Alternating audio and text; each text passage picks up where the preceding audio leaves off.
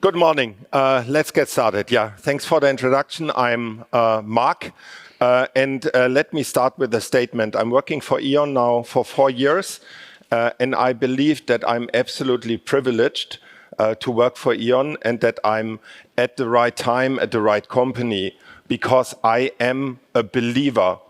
I believe that the future of travel is e-mobility. I believe that heat pumps are a great chance to decarbonize heat. And I also believe that every house should have a PV on its roof, but more importantly, that everybody who cannot afford a house should still get the possibility to be part of the energy transition and to use PV. That's why I joined 4 years ago E.ON. E.ON is in the energy industry, and today I would like to talk a bit about what it means to do innovation in a company like E.ON. And for that, I brought 3 things with you. First, I would like to quickly explain you the specific challenge of the energy utility business when it comes to innovation. Then I would like to share with you some thoughts on how I believe we can make innovation happen in a big utility corporate like E.ON. And then I would like to give you some concrete examples how we do it. And I would love to afterwards have a little discussion with you. Today, I will ask you a couple of questions, and I would appreciate if you can give by hand sign a yes and a no. I promise you, I will not ask those that raise a hand a question, most likely. Okay? Good. Let's get started. I will now show you some shocking news. And I believe these are not really news to you guys, right? We all know it. Global warming is not a future scenario. It is there, and we need to do something around it. And we need to get CO2 out of the air. And that means that we need to electrify mobility, heat. We need to get PV on the roofs. And that requires a network, and that is an energy network like E.ON is responsible for it. So energy companies are somehow the backbone of the energy transition. You can have the best chargers at the best places on this planet. If there is no network that can cope with it, it will not work. Now, in Germany, we are still in a luxury situation that our network is working, but I can tell you that might change soon. And we also have other countries, like, for example, UK, where 70% of all network connection requests are denied. So it's not possible to put a charger there because the network can't cope with it, right? So that is a bit of a challenge, and that somehow explains the dilemma we're in. The energy transition needs to happen fast, but we have built stuff like that need to last for 70 years. So if we put copper in the ground, our business case is please keep it there for 70 years and don't touch it, because it's not so easy. You know, we cannot just rip apart the streets all of the time. And now just do a kind of experiment and think about how energy worked 10 years ago, where we had a couple of plants and millions of users, right? Now think about how it's already today. We have millions of plants, private PV, wind farms, and so on, for much more users and extreme users like e-cars. And that explains what the challenge is that we're in. We need to make that happen, and that's where we need innovation. Now, I would like you to have a look at this sentence and quickly show me if you agree to the sentence. Please hand sign who agrees. Thanks. Now, I would like to show you another picture. Do you want us to experiment on our electric system like Elon Musk does with his rockets? Would you be okay that on New Year's Eve lights go out because we tried to experiment with the new transformator? No, you don't. And that's exactly the challenge that we're in. The nature of innovation is experimenting, failing, trying again. But I am in an industry where innovation that is from tradition very risk averse, and for good reasons. You don't want us to take too much risks. So we need speed, but we shouldn't be too experimental. How does that feel? I can tell you how I feel. You know, I like to share emotions when I present. Sometimes really tough. And to give you an example on how it feels to do innovation in a corporate like E.ON, I would like to share a little movie with you. This is my sign. Buddy, it's nice to see you. Nice to see you, too. Hey, Flash, I'd love you to meet my friend. Darling, I've forgotten your name. Officer Judy Hobbs, CPD, how are you? I am doing just Fine. as well as I can be. What Hang in there. can I do Well, I was hoping you could run a play. for you Well, I was hoping you could. today? Well, I was hoping you could run a play for us. We are in a really big hurry. Now, you might look at this video and think, wait a minute, he looks a bit like the sloth, right? Hairy, a bit out of shape, but I'm telling you, I feel more like the rabbit, okay? Just that there are no misunderstandings. And what I want to bring across with this is very simple. This is a sloth. And in some way, big corporates like E.ON are sloths. And you need to accept that they are how they are. We shouldn't shave it, and we shouldn't make it rum, because it might die on a heart attack. But there are ways to still get the sloth doing things that naturally it wouldn't do, and that's exactly what innovation is about.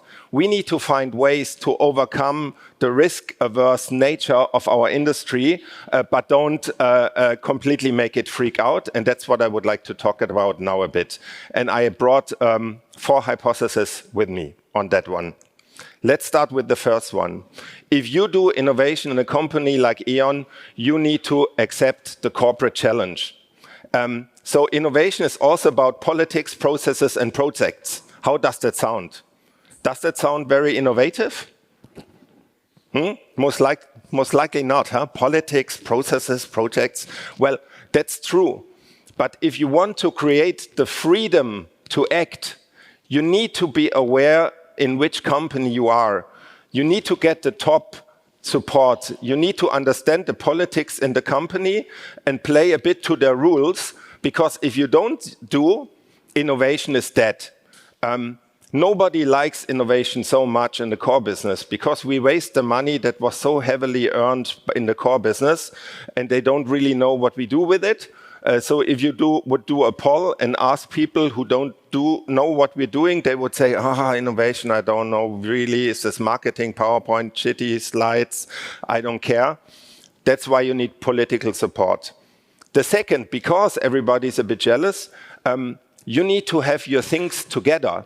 I once met a guy who told me, Mark, I'm an innovator, and I asked him, okay, so what is the business case about this? He said, fuck the business case. I don't care about numbers, I'm innovation. And that's wrong.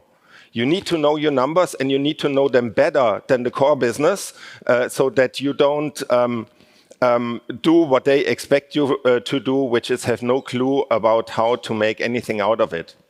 And the last one, and that's the most important one, you need to deliver.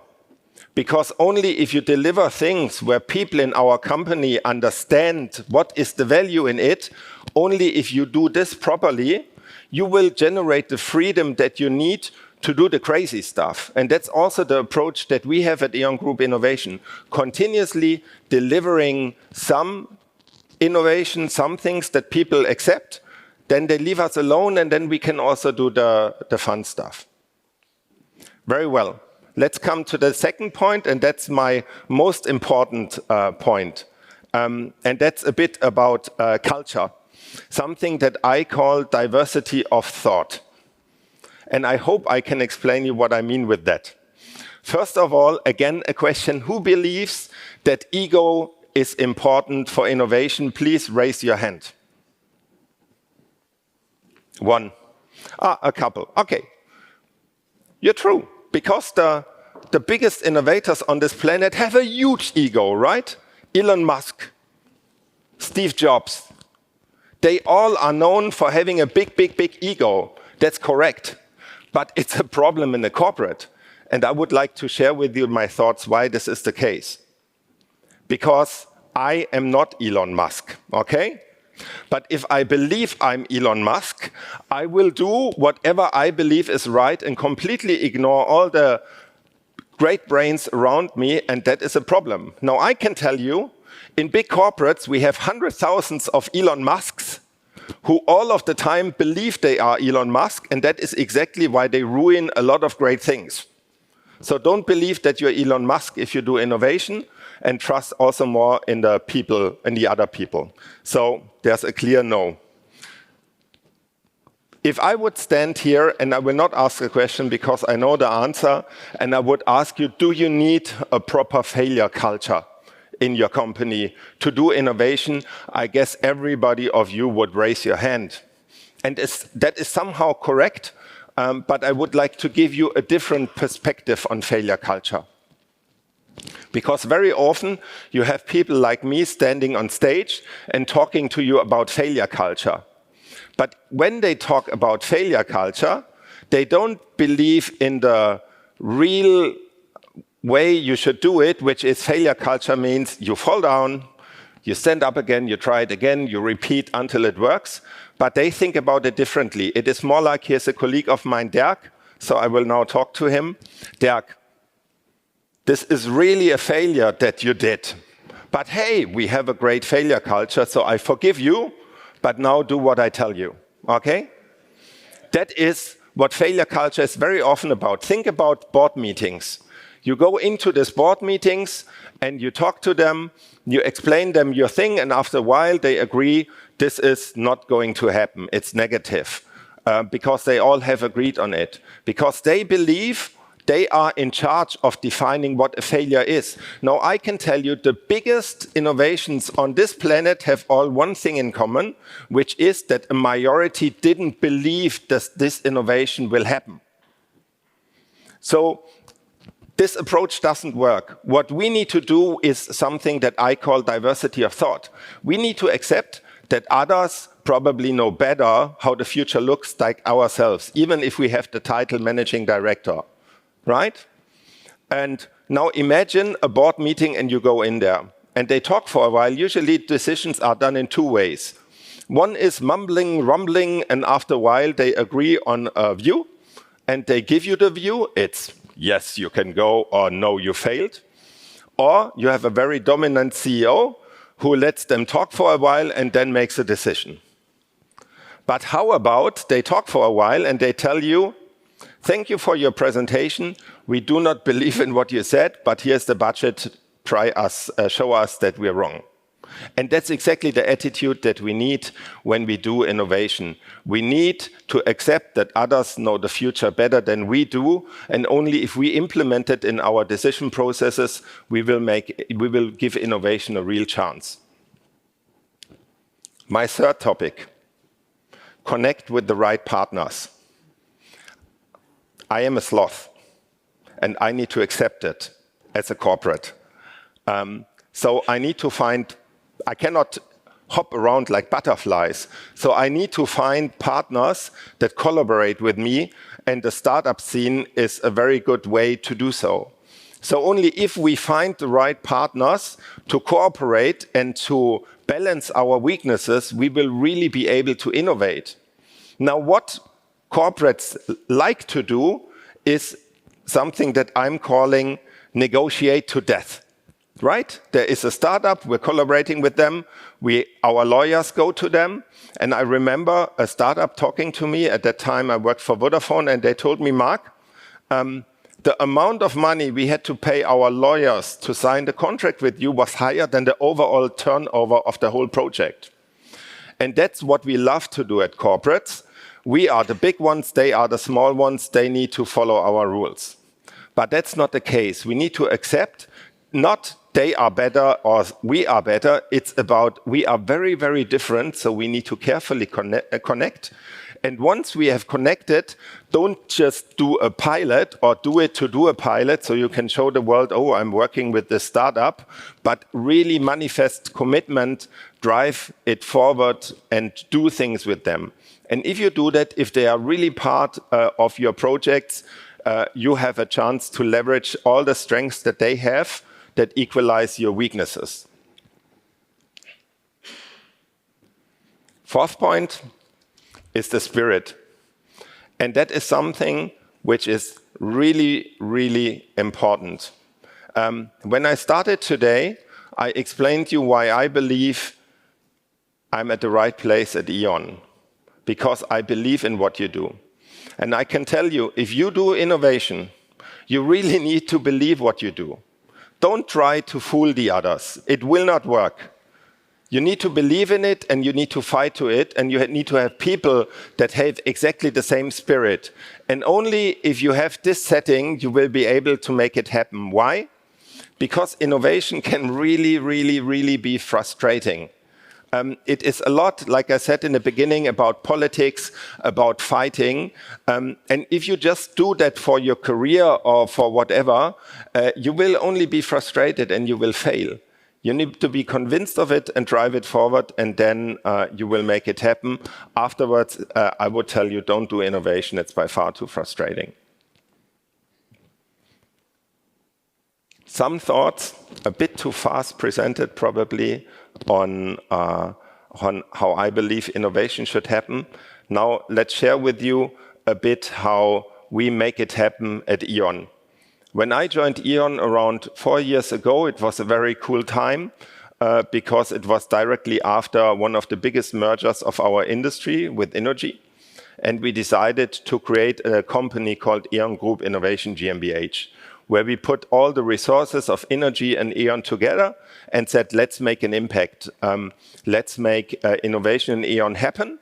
But put it in a separate company so you have some freedom to act and you don't need to always follow the rules in your company. And there are 5 points which I call the magic sauce of our company that I would like to share with you. The first one is we are doing what I believe innovation should do in the first place, because innovation is something very, very, very simple.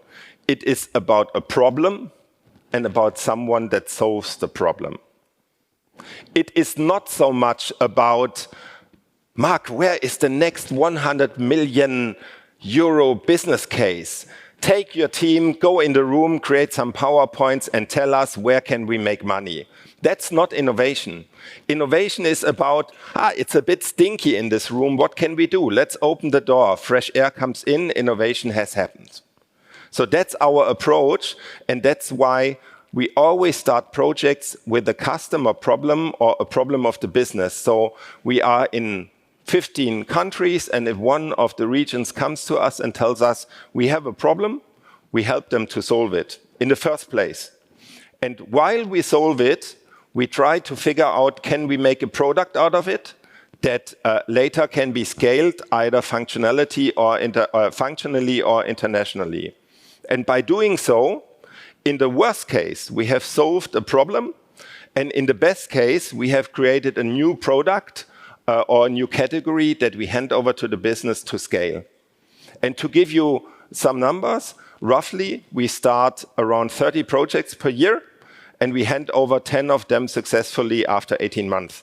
That means there are 20 where we just solved the problem, but I think it's still a good ratio. Now, you might say, that's pretty incremental, right? Because if they can already scale it, that's correct.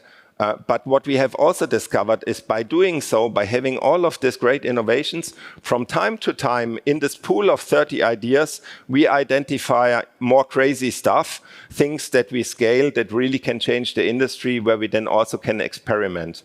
And with this combination of something that we call bread and butter and something we call scaling, we have the mix of pacifying our company when it comes to output, because we have evidence that we do so, but still have the freedom to act and do crazy stuff. We do that all very KPI driven, so we know what we expect from our solutions, and we also keep it very transparent. So people in our company can assess our portfolio, can see what we're doing.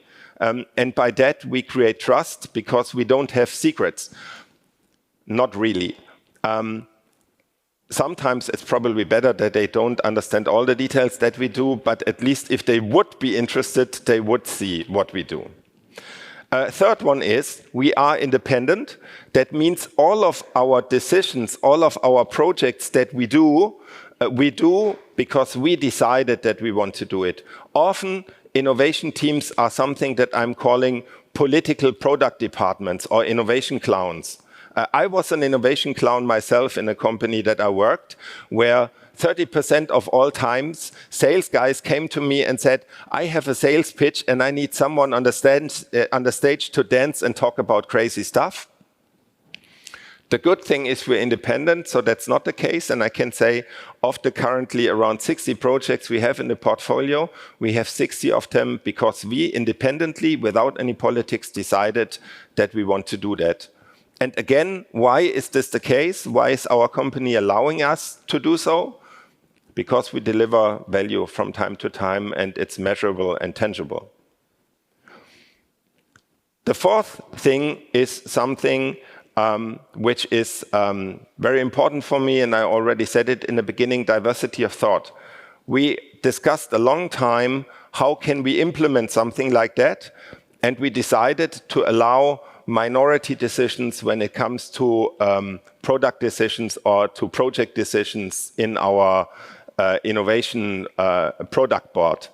That means if you or if someone of the team or a region has an idea, they ask someone, they discuss this project, the setup with someone in our team, and then they pitch for budget to do the project. If in the beginning 2 out of 7 leaders agree, the thing will happen. In later stages 3, and when the big money flows, it's 4 out of 7 who need to agree. And very importantly, I do not have a veto. So my ego is out here. And the good thing is, one of the innovations that is currently most popular, lots of people talk about it, it's an energy community system that we have built in Spain on beautiful Tenerife called Ardeche. You can Google it. It's really cool what we're doing there. I opposed it in every single phase. I didn't believe that it makes a lot of sense.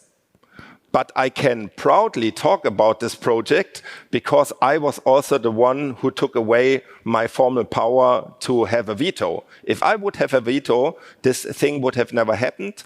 But as I was not allowed to have a veto, we could make it. And I can now proudly talk about it, that my ego didn't stop this project to happen because of the processes and how we have implemented. And then the last one, something I already mentioned in the beginning, it's about having external partners everywhere. And the logic behind it is very simple. There is not one single thing in a company where there is no one on the planet that can do it better than you. You just need to find them. You need to have good methods on how you identify the partner and how you work with them and collaborate with them. And if you do so, you can be much more successful than alone. That's why there is, I think, no project in our portfolio where not one or another external partner is part of it. That's it already, nearly. There's one point which is missing. Besides all of this formal things, decision processes, culture, KPI, and so on, there's one thing we shouldn't forget, and that is that we also should have some fun. And that's why I would like to end with the movie that I started, and I'm doing the sign and click the button. Too much. Now, again? No? Hey, Flash, want to hear a joke? No! Sure. Okay. What do you call a 3-humped camel? I don't know. What do you call 3-humped camel. 3-humped camel? Pregnant.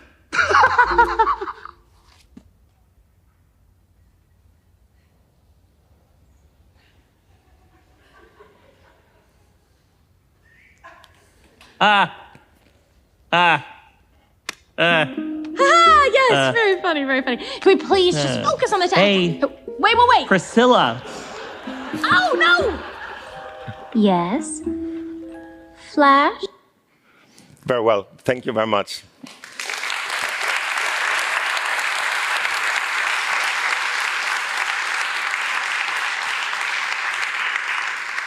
Now, we have 7 more minutes for discussion plus 30 seconds that I won.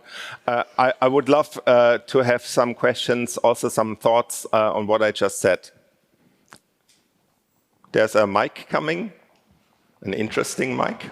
Dennis from Bosch. One question, if you separate your unit, do you have the need at a certain point in time to reintegrate the products that solved some problems back into the mothership, or does all these topics stay separate then forever? Usually, the way we do it is that we work with them together, so it's more differently. I mean, there's an IP thing. If you talk about that, obviously, if we create some value for our units, we need to have agreements with them if we give them the IP back. We have solved that process-wise, but I think what is more important is the way that we collaborate with our units, and that is that usually those people, so if there's a region and they have a topic, they need to have some skin in the game, so they also work with it. And very often we also hire people from our regional units. For the time of the project, they join us in our central innovation team, work with us on the solution, and then they go back with the solution into the region and implement it there. And by that, we have a very strong alignment with the business unit, and we make sure that we don't have the so-called not invented here syndrome. That was exactly the point. Yeah. So it's basically a mix out of ideas which come from the units, but also do you do your own idea generation, and how do you implement these new ideas which are built by you, or you come up with them, and how do you get the buy-in from the units? I mean, first of all, we have some units that look into the future and that inspire us and help us there. When we work with the regions, we get a lot of input from them. So I would say 70% of our topics are originated by the regions, and the others really come from inside. We don't do in the beginning big market studies and ideation sessions like that, because we're currently working, I think, active projects with 8 regions. We get so many inspiration that we don't need this channel. That is definitely necessary. It depends on your innovation approach, but we get most of the inspiration of our regions. But like I said, around 30% of our topics come from within the team, but mostly inspired by our regions. But then when we have something from inside, at some point in time, we also try to win regions to support us on that, because otherwise we're too detached from the market, right? We sit in the center, so we need some input from our units in the regions. Otherwise, we would create something that I call innovation fantasies, but not real things that finally matter.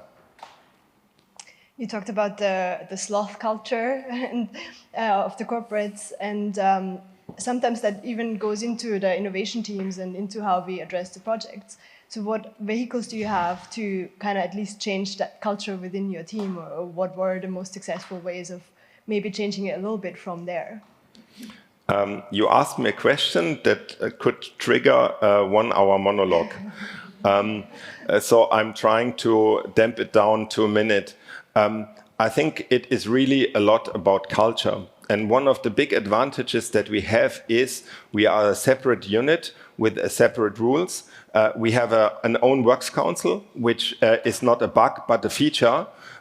Because if you have in a small unit like us, we're like 60, 70 people, a works council, and not the corporate works council, you have much more freedom to act. the rules that we have when it's about vacation, when it's about flexibility and so on, we are very different to the rest of the company. E.ON, like most of the big corporates, had transition into very modern due to the pandemic, but E.ON Group innovation is always a step ahead. And then the other thing is that everybody that we hire really believes in what we do, and they also understand that they can all contribute.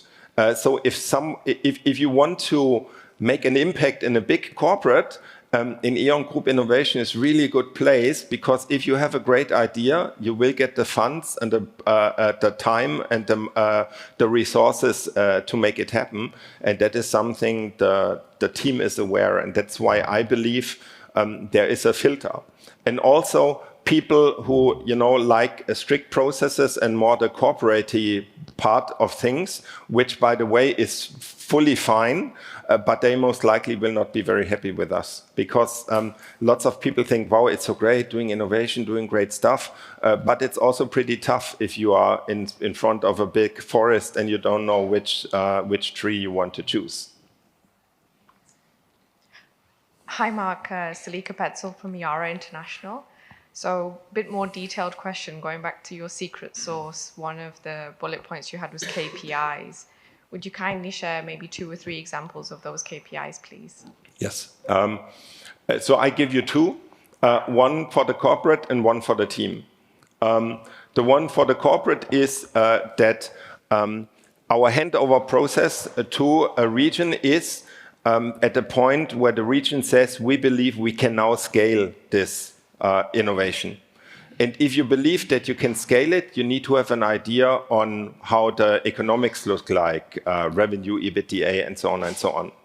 So a region is only allowed to scale our solution when they come to our innovation leadership team meeting and pitch there why they believe they can now take it over. And we have put this bar so high to ensure that we don't just have a kind of pro forma alignment and we throw over projects that never land. But with this, they really have to have a great commitment. They need to do it, and then they will explain us what they earn with it. We write it down and we later check what is the outcome. We don't torture them if their predictions don't happen, because that's innovation. But at least by this, we have a clear view on what the region think.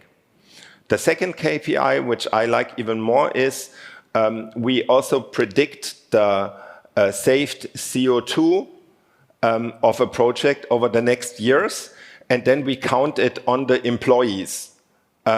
So every employee knows that last year we have handed over projects that account to 70 years of his life of average production of CO2. And that is something which the team motivates very much, and also myself. You're welcome. One more question on the injury time. That's 30 extra seconds that I bargained. So one more question. One more question. You mentioned the project from Spain that you were not a believer at the beginning. Yes. Could you elaborate on what happened? What was the reason why you were not believing in the project, and what was proven to you, to say, okay, now I'm proud and speaking about this project? Yeah, the funny answer could be the first time that I had to travel to Ardeche on Tenerife to see what they are doing. There was the time when I stood at a beach that I was convinced that it's the great place to do innovation. But joke aside, I need to be also, I'm an innovator. I believe in crazy stuff, but I also need to be pragmatic. And I just didn't believe that we convince our company to do innovations on an island in Spain when E.ON is not even in Spain.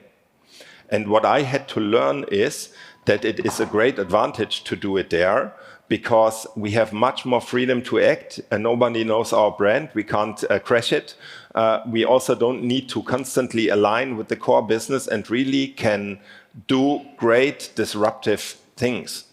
And then they started the whole thing. So in short, the reason why we went there is because regulation on energy communities in Spain is more advanced than in the rest of Europe.